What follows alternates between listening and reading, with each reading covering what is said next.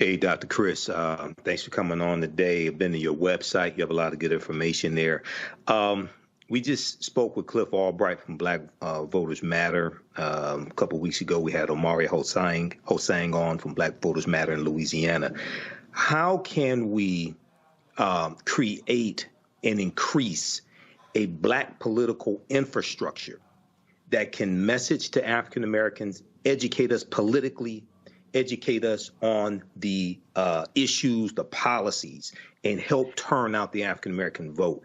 I do agree that the Democratic Party has to do a better job of messaging, but at the same time, I think this is about self-preservation for African Americans, and I think we have to take more control of our own destiny, and I don't think we can rely on the Democratic Party. We can use them as a tool, but can't look at them as a savior. How can we create a greater Black political infrastructure?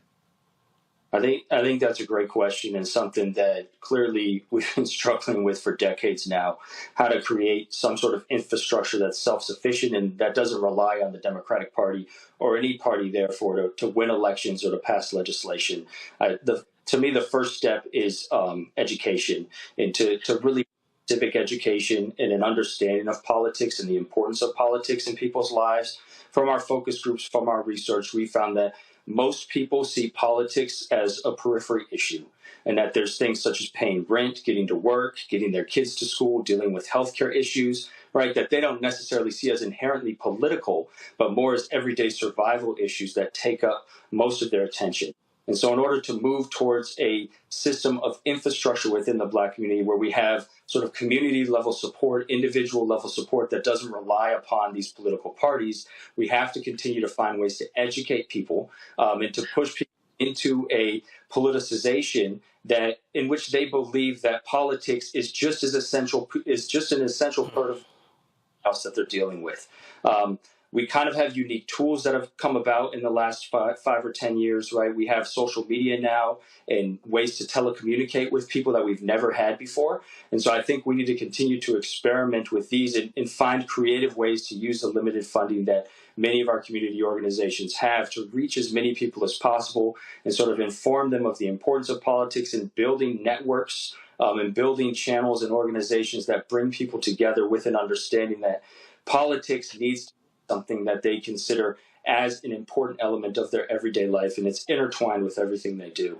But again, this is not like I'm trying to be careful here and not talk about it as something simple, right? That we should have done already. It's a very, very difficult hill to climb, and it's probably going to take a sort of nationwide organization to do it. And we've seen a little bit of that, right, in the wake of Trayvon Martin and some of the police killings over the last decade, the way that social media and the internet and some of these new technologies can be used to mobilize people, but there's still a gap between getting the information to people and actually building that infrastructure, right? Infrastructure similar to what we see maybe in a civil rights movement, right, where it was necessary to go door to door and to talk to people. And so we kind of have to rely upon some of these old tactics of bringing people together, along with possibly using some of the new technology we have. But again, it's a really great question and another tough answer, right? None of these are easy questions. Well, before I go to Omakongo, I'm going to speak to that, and this is what is going to have to take. It is, and again, let me be very clear. We're going to have to sit here, and we're going to go back to the other shot. We're going to have to sit here and be very clear. We have to actually put a number to it and get Black folks to understand that this shit ain't free. Let me say it. Let me say this again for all the folk who are watching, listening. The shit ain't free. The work ain't free. And so the work that Christopher's doing, the work that Cliff Albright and Black Voters Matter and Latasha Brown, the work that Georgia Stand Up, all these different groups, the work that this stuff ain't free. And so it's a lot of people who spend their time out there talking about we need this and we need that and we need this and we should be doing that and we should be doing this here. And I'm sure Christopher, he hears all this sort of stuff. And then you're sitting there going, okay, but are you putting your money where your mouth is? And so that is what it takes. I have said to folks on this show, hey, stop sending money to candidates and the parties and send it to third-party groups, because you know the money's going to get on the ground what is actually needed. Because I'm going to say it again, and this is the problem. And we're going to talk about it in our next segment. Christopher, you know this here. These white consultants, they want to dump everything on television. Bring up Christopher, y'all. Come on, please. They want to dump everything on television. They want to keep putting everything on television, and it reaches a point where you have total saturation. And the reality is people are like, man, turn that crap off. Turn it off. Turn it off. You have to put money on the ground. You have to look at the numbers and then go, okay, and as your research shows, okay, in this particular state, in this region of the state, inside of this region of the state, this is what this city and town did. And now that I'm breaking down the city and town, now I'm breaking down the precincts in that city and town. So now it's, oh, okay, this precinct here had 1,000 eligible voters, but only 120 actually voted. Okay, target people and resources to knock on those doors to at least get that number from 120 up to 500. And now target this precinct and this precinct and this precinct. One, that requires money. That requires people. And if you don't have that, then you're stuck hoping a campaign comes around to do it. All right, folks, the recent Louisiana primary shows black folks are simply not showing up at the polls like they did when Barack Obama ran for president in 2008. That's no shock. The reality is many people expected that. But if you look at 2010, 12, 14, 16, 18, 20, 2022, you've seen that number go down. My next guest has been researching why mobilizing black voter post-Obama has been so difficult. Joining me from Sacramento, California is Christopher Towler, the director of the Black Voter Project and co-founder of Black Insights Research. Victor, glad to have you on the show. What's the top points of your research? So, as you mentioned, it's no surprise black turnout is down and has been down since 2012. I have a slide that shows really the drop in voter turnout over the last 10 years now it's been. So from 2012 to 2016, we've seen differences in upwards of 6% voter turnout nationally, and even larger differences across some of the most important battleground states. And those differences continue to persist from 2016 to 2020.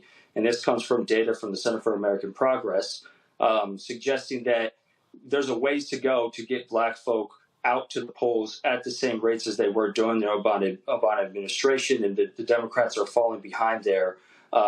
Another slide that I brought shows that this coming election in 2024, there are some significant gains to be made across congressional districts now. Looking at Democrats regaining the House here, there are significant districts with large percent African American that are swing districts, right? And here you see in North Carolina, New York, Ohio, districts that are going to go, suggested to go one way or another, Democrat or Republican, just by a few points here. And then we look at Louisiana, right, which we were just talking about, another swing district there that's over 30% black.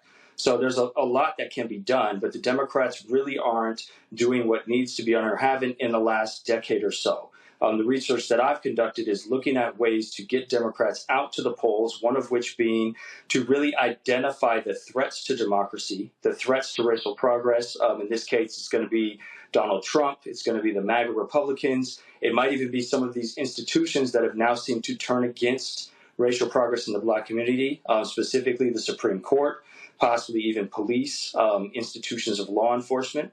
And my research suggests that identifying these institutions as a threat to the community is one of the most significant ways to get black folks to care about politics, to feel it's important to turn out to politics, and to get out there and vote.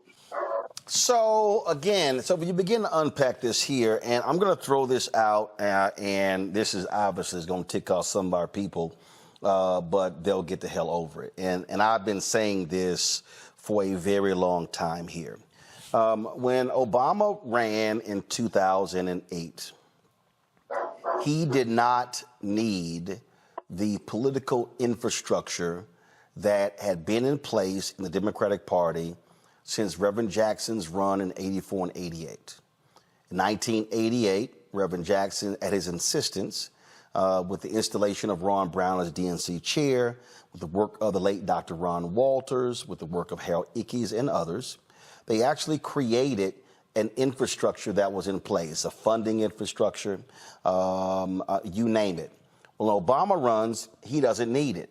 You had where David Axelrod determined that what they did need to spend money on black infrastructure, black-owned media, things along those lines, because frankly, they already had the votes. Same thing happened in 2012. We saw the dismantling of also the DNC's political infrastructure with Obama for America, which then was created. And so you sort of had the DNC that was gutted, and then you had this this entity that he controlled. I kept saying then, hey y'all, he only gonna be there 8 years. It's gonna be folks running after that. And ever since he left in 2017, they have been trying to repair all of the damage that was caused by completely saying, we don't need that infrastructure. Your thoughts? Yeah, I think you're onto something there. The Democrats really did take advantage of and kind of take for granted the turnout that they got from black voters during the Obama administration. There's a long line of literature that suggests the first of any when it comes to political representation creates extreme levels of enthusiasm. The hope and change sort of mantra played on that, and black folk turned out in droves at historic rates to elect Barack Obama. Research showing in 2012, right, black turnout for the first time in American history since we started recording turnout in the 1940s and 50s surpassed white turnout levels as people came out to vote for Obama. And so I think it was sort of taken for granted that this American president changed the way that the political spectrum looked with black turnout at such high levels in states like North Carolina, Virginia, Ohio, Michigan, these swing states that have significant black populations but aren't overwhelmingly black, went Democrat rather easily along with the high turnout rates in general across the country. We fast forward to 2016, 2020, this excitement, especially among the black community, had tapered off and fallen off. And the Democrats were no longer sort of riding this wave of historic black turnout, but as you mentioned, had not yet decided to reinvest and reinvigorate their Democratic machine in ways that were needed, right? And we see statewide levels such as Abrams' campaign working to do this in places such as Georgia, but on a national scale and in as many battleground states as are needed to maintain the Obama coalition from 2008 and 2012 was nowhere to be found. And it's really not going to be found again, because who knows when we're going to have another candidate that we can consider a first, maybe possibly a black woman candidate that will inspire the black community in similar ways. But here's the deal, and I'll say this here. I have been very clear on this, and again, I've been saying this for years. And that is, if anybody who's black running, they cannot use the exact same playbook that Obama used. And here's what I mean by that.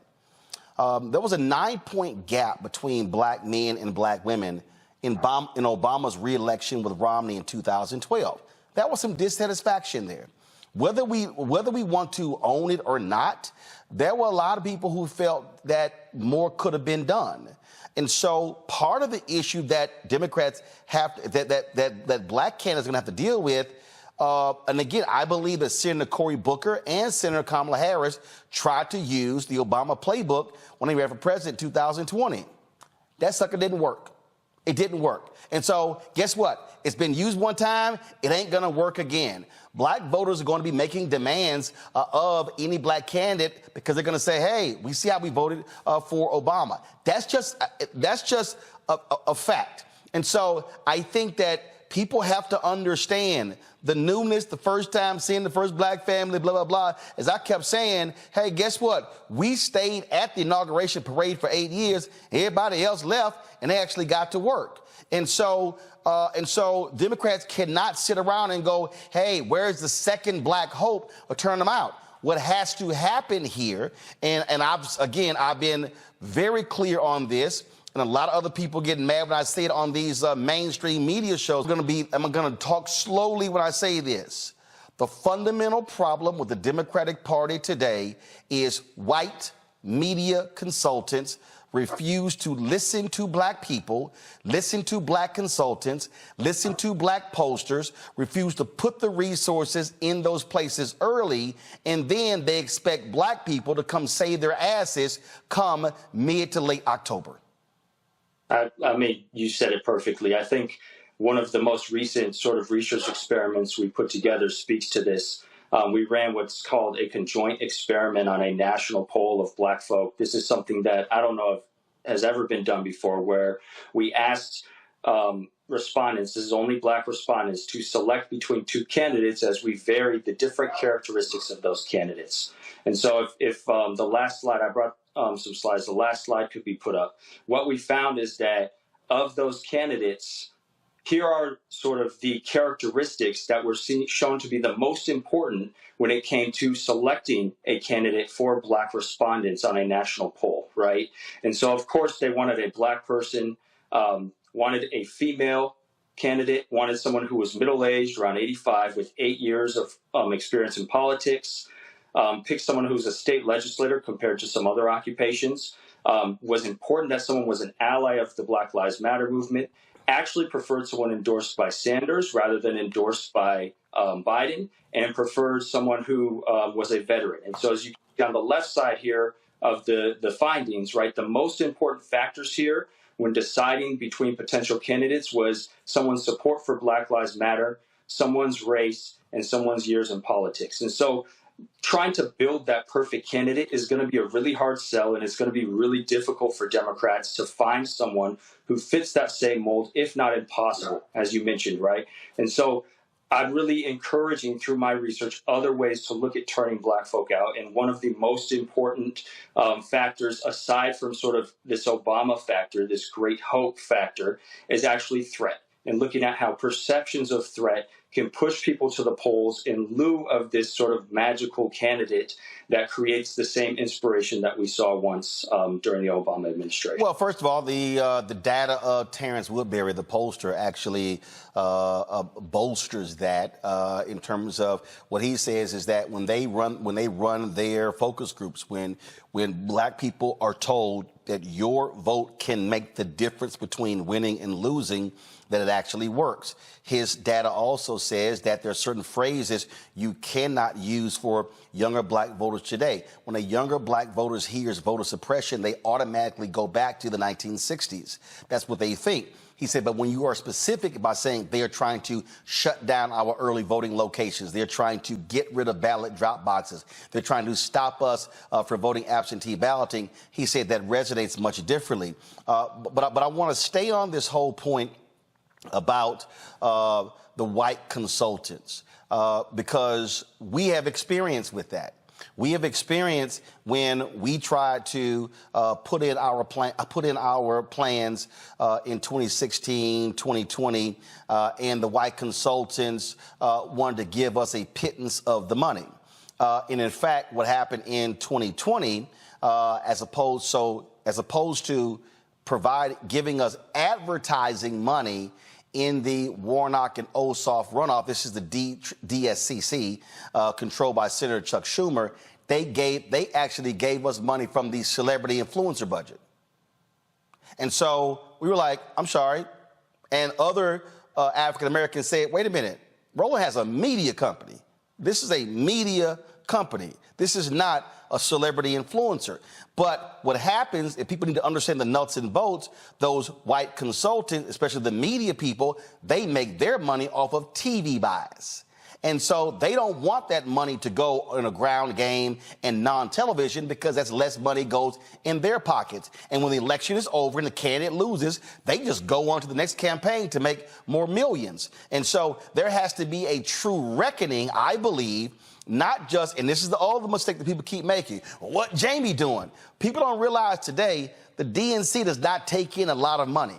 The reality today with super PACs and things along those lines, DNC is taking in less money. So he's not controlling this apparatus. We're talking about the Democratic National Committee, the Democratic Governors Association, the Democratic Congressional Campaign Committee, the Democratic Senatorial Campaign Committee. We're talking about American Priorities, all of those PACs. We're talking Emily's List. We're talking the environmental lobby. We're talking all of these groups where the billions are being spent. The fact of the matter is, very few of them, including the pro-choice folks, a lot of them are not making black folks a primary priority and putting the resources behind it. They're paying lip service, and that's why you see the turnout that you're seeing. I agree. I think that making black folks a priority in more than just sort of this ancillary spending is gonna have to take place for Democrats to have the same wins and gains that they expect or that they want, and that we saw during 2008, 2012 elections and the midterms there between. When you talked about some of these other pollsters and some of the findings they have, and as their work sometimes falls back into these traditional tropes of, well, if we just tell people what the Democrats are doing and we explain to them that their Democrats are working to their benefit, they will turn out and vote. And there has been some evidence that that's the case. But when we conducted our own focus groups, we found that especially among low propensity voters, or the black voters that are the hardest to turn out, they have very little faith in the Democratic Party at all. They hardly recognize Democratic leaders, even black Democratic leaders, and have low levels of political information. But the one topic that resonates the most with them is the Republicans, is Trump, is MAGA, is the threat that the GOP has. This is what got them out of their chairs, got them talking, got them interested in politics again. And so, from my own research and from the research that I've done with my firms and with my polling project, we're really pushing away from sort of these traditional, well, we just have to sell people on the Democratic Party right now, especially for black folk. That's not shown to be productive. No. We have to push people towards, okay, if you don't vote, if you don't turn out and vote, and specifically vote for Democrats, the outcome that Republicans are going to put in place, something that we're kind of seeing in Louisiana after the recent election there, is going to be far worse than you ever imagined. Right, and that's what I call connecting the dots. And I try to spend a lot of time walking people through policy decisions. This is what the policies are going to look like if a Republican House is in charge, a Senate, or in the Oval Office compared to when there's a Democrat. And again, I tell people, I don't fall in love with candidates. I fall in love with policies. And I'm looking at what is the policy outcome. And also, I can't look at a singular policy. Look, there are some people out there, they only vote based upon the issue of abortion, whether you're anti-abortion, whether you are pro-choice. Not me. I got to look at a multitude of issues because in terms of how I examine. I'm going to go to a break. We're going to come back and pick up on this because there's something else that I want to get at that people need to understand. We start talking about people who self-identify, because that's part of the conversation as well. There are a lot of black people, especially younger black people, 50 and under, really, especially 45 and under, who are not self-identifying as Democrat. And so what must Democrats do? They got to change how they target black voters, and that one size fit all, that sucker don't work anymore. So we'll discuss that next right here on Roland Martin Unfiltered on the Black Star Net. So I paid attention to the self-identification aspect of black voters for the last 35 years. I began to see and hear it when I was in college. So I was at Texas A&M from 1987 to 1991. And there, through the conversations I was having with classmates, I was hearing how they were not self-identifying as Democrats, like our parents. And so that doesn't mean that they weren't voting Democrat or heavily leaning Democrat. They were not self-identifying. Well, in the past 35 years, that number has only grown. I saw some data yesterday in North Carolina. An increasing number of African Americans are now calling themselves independent as opposed to checking off Democrat. Christopher, the reason that is important is because When you start now examining demographics, meaning age groups, and you now start examining where a black voter is in 2023 compared to a black voter in 1983, the strategy has to change. What I mean by that is there has to be more micro-targeting. When Andrew Gillum, when he lost in Florida, governor, he lost by 30,000 votes. Exit polling data showed that 18% of black women had voted for Ron DeSantis. Some people say, well, that was unreliable, the exit poll data, but here's what we knew.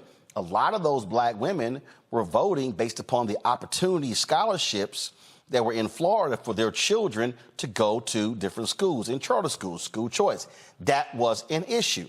We see that there are African Americans who are very much about, we ran to a woman in Georgia in 2022 when Warnock was in a runoff. And she said, listen, I'm a woman, and the issue of Roe v. Wade is important. She said, but I ain't having no kids. She said, but I own a business, and so taxes is more important to me than Roe v. Wade. And so this was a black woman. And so I think a part of this deal also is that these white Democratic strategists are going to have to wake up and realize that one size fit all don't work anymore. You're going to have apps micro-targeting to black voters in a way that historically they've never had to do. No, Roland, you're absolutely right. The conversations we've had about our research with Democratic campaigns and organizations boils down to the fact that in order to make this type of campaign strategy work, it's not going to be a one-glove-fits-all. It's going to have to be targeted based on census tracts, based on neighborhoods, and you're going to have to put money into advertising that you traditionally wouldn't do, or that these campaigns might not have been planning to do from the beginning. And in doing so, that's how you're going to get black voters to turn out at the numbers that we saw in 2008 and 2012. And that's really the only way to do it, because a lot of these campaigns are also worried that as they continue to push possibly some of these messages towards black voters, they're going to turn off other parts of the constituency. And that's really where they get hung up in what direction do we go, right? Do we continue to push forward with the same campaign strategies that we've been doing for the last decade, or do we try something new and actually try to target black voters and mobilize? But they always come back to this, well, we have limited resources. Well, we're not sure exactly how that's going to affect the total base. We're not sure exactly how that's going to affect all the voters. And it's exactly like you're saying. If there's not a very strategic, targeted campaign for black voters, not just based even on statewide scale, but on district and neighborhood scales, it's going to be very difficult to get black voters out at the rates that these campaigns need in order to win some of these close elections. And before I go to my panel, this is very basic for Democrats. Okay, all those consultants can say whatever the hell they want to say. That's all cute. Here's what we know, and these are facts. The number one ranked group who vote Democrat are black women. The number two group, black men. That's 1 and 2. Now, in their minds, we're going to get their votes. You might get the vote based upon percentage. The problem that we're talking about is turnout, the intensity of the vote. And what I have been saying on this show is that if black people turn out at 65, 70, and 75% of our capacity, we can sweep elections, but that ain't going to happen if you do not have folks who are targeting them and putting the dollars behind them. Question for my panel. Matt Manning, you're first.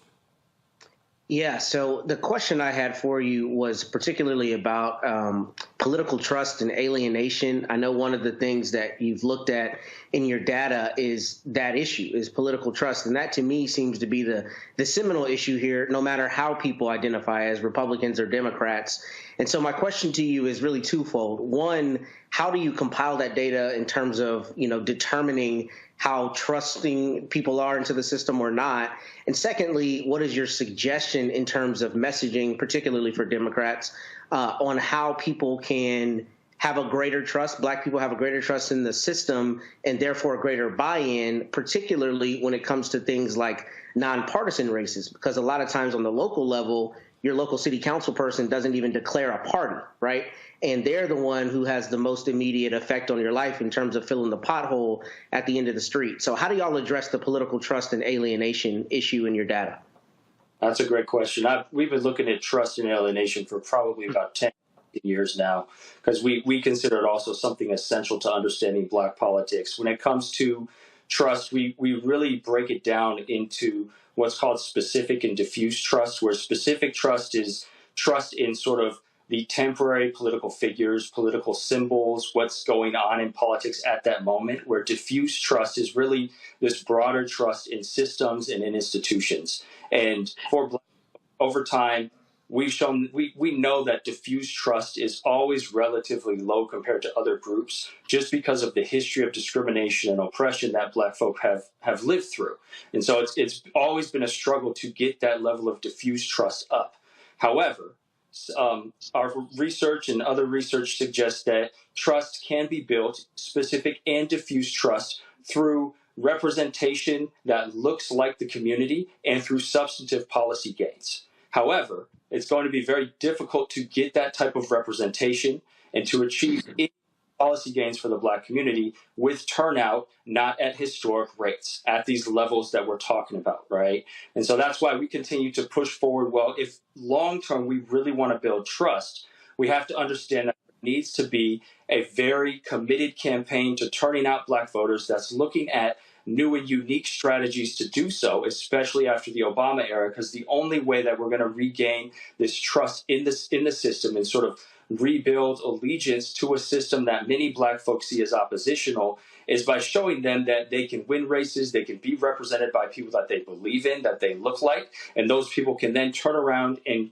pass policy, create legislation that substantively benefits them in the long haul.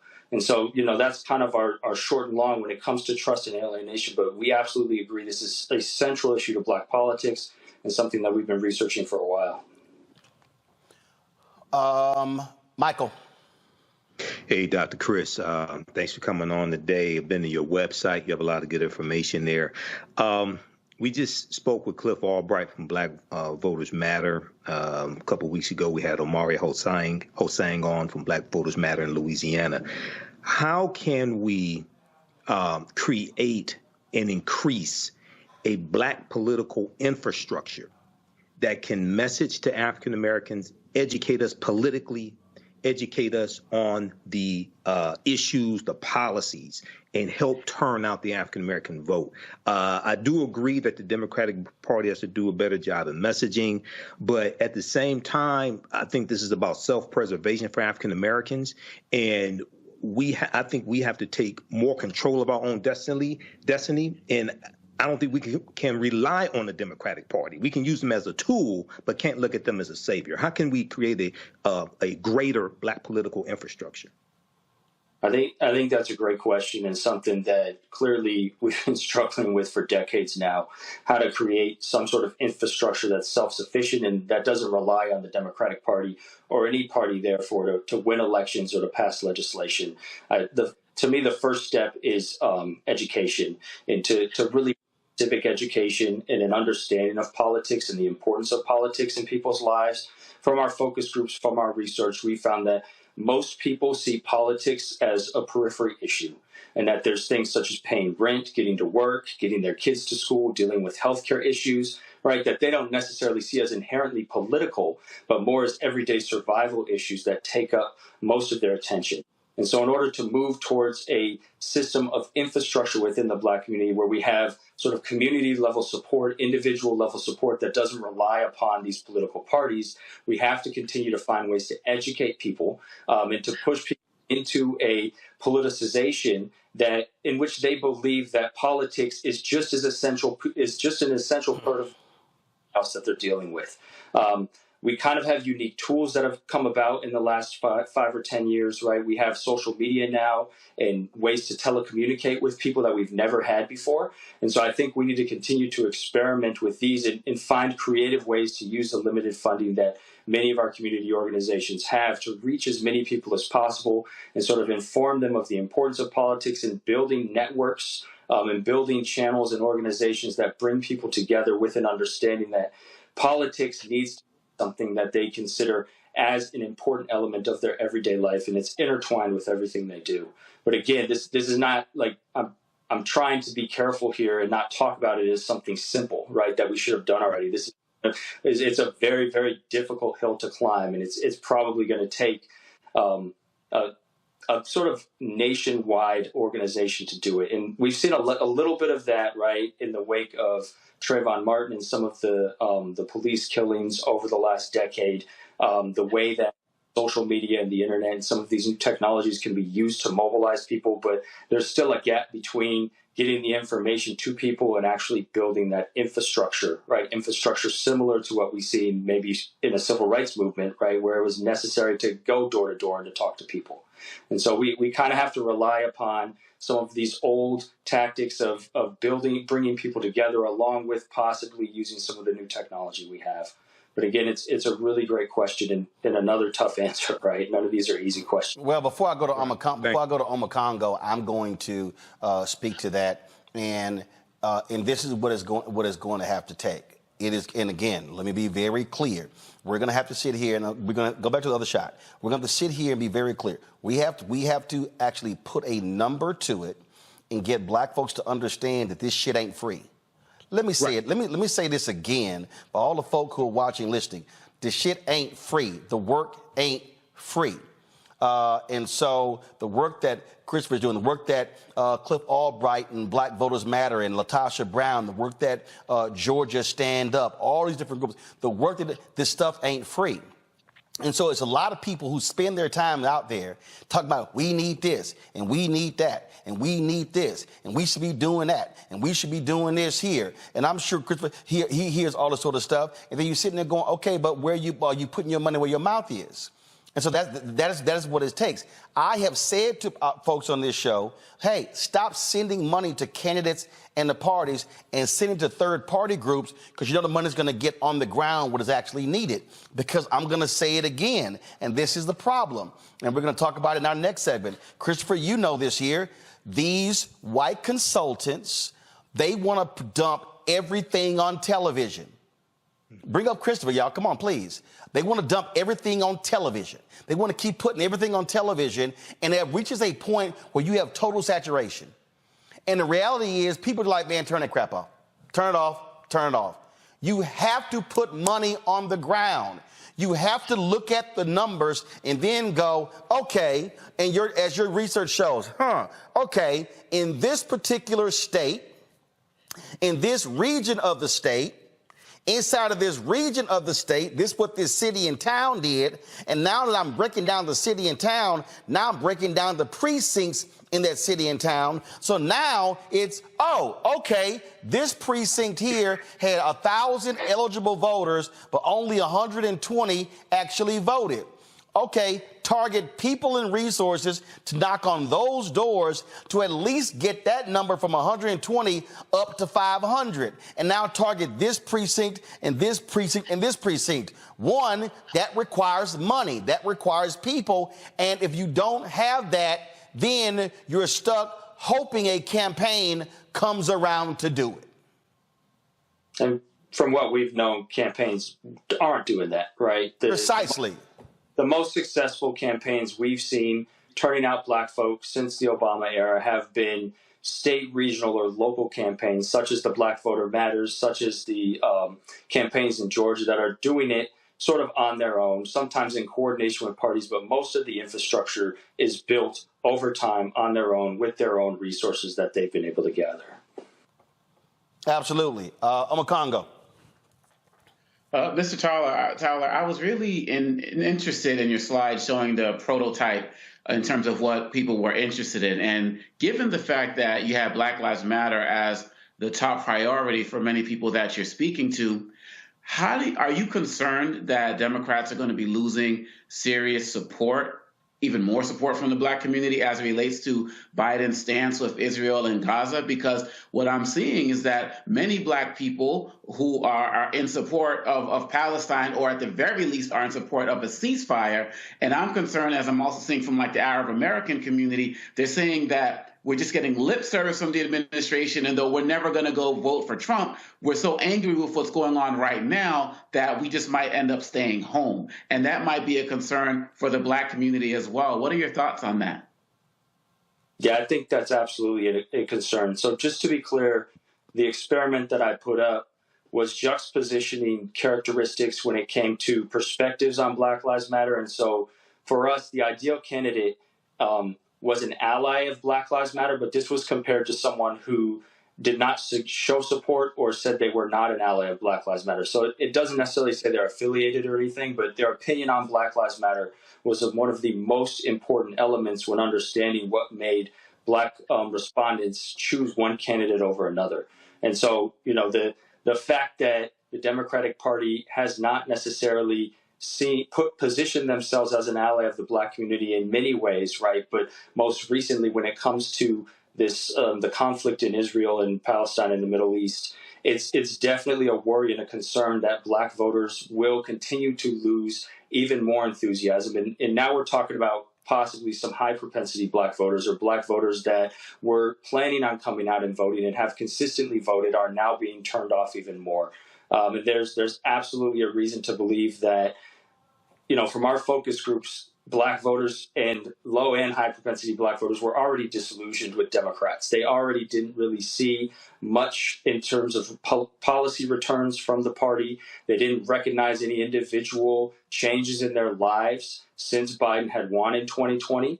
And so anything like this that can suggest sort of that the Democrat Party's intentions or attention is diverted somewhere else, rather than continuing to try and work for, as Roland put, the base of voters that is the most supportive of the party, can turn people off very quickly. And so, you know, you can see how the conflict unfolds over the next year, possibly over the next few months, but there's absolutely the potential here for Black people in America to view Biden's sort of support of Israel as something negative for the Black community, and something sort of prioritizing international affairs over what could be done for Black folk at home.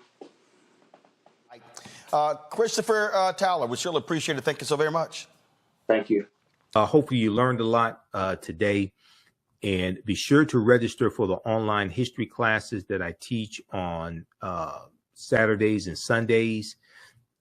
Saturdays, normally 2 p.m. to 4 p.m. Eastern Standard Time. I teach ancient Kemet, the Moors, and the Ma'afa, understanding the transatlantic slave trade, what they didn't teach you in school. Visit our website, theafricanhistorynetwork.com, theafricanhistorynetwork.com, to register for the online classes. And right on the homepage, scroll down, you see information about our radio show. We're on Sundays, 9 p.m. to 11 p.m. Eastern Standard Time. We broadcast on our social media platforms.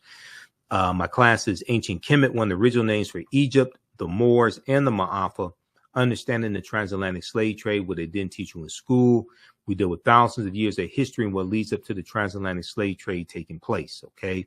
So you can join us Saturday, October 7th and 14th, and 21st and 28th, 2 p.m. to 4 p.m. Eastern Standard Time. We have a couple of videos here you can watch as well, to the previews. The class is on sale $80, regularly $130. We do the sessions live. All the sessions are archived and recorded. Actually, we dropped the price to $60. So on sale $60, regularly $130. We do the sessions live. All the sessions are archived and recorded. You can go back and watch them anytime, okay? So even after the class is over with, you still have access. So a year from now, 2 years from now, you can go back and watch the entire course. Sundays, I teach Black resistance movements from the Haitian Revolution, U.S. Civil War, Civil Rights Movement, and Black Power Movement, 1800 to 1968. So we're going to have another session of this class coming up October 14th, okay? Sunday, October 15th. We'll have another session of this class coming up Sunday, October 15th. So as soon as you register, you can go watch the previous classes.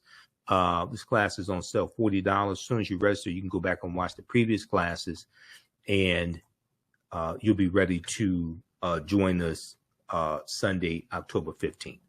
Also, if you'd like to stop for information, you can support the African History Network, $, the AHN Show through Cash App, $, the AHN Show through Cash App, also through PayPal, paypal.me/the AHN Show. This helps us keep doing the research, stay on the air, keep broadcasting, pay some of the bills. All right, we have to get out of here. Remember, right now is correct wrong behavior is not over till we win Wakanda forever. And we'll talk to you next time. Peace. Is your child struggling with reading, writing, learning loss, and a culturally irrelevant curriculum? Do you want your child to be outstanding at reading and writing and also take pride in their culture? Then you want Reading Revolution Online. Reading Revolution Online is a web-based reading support program.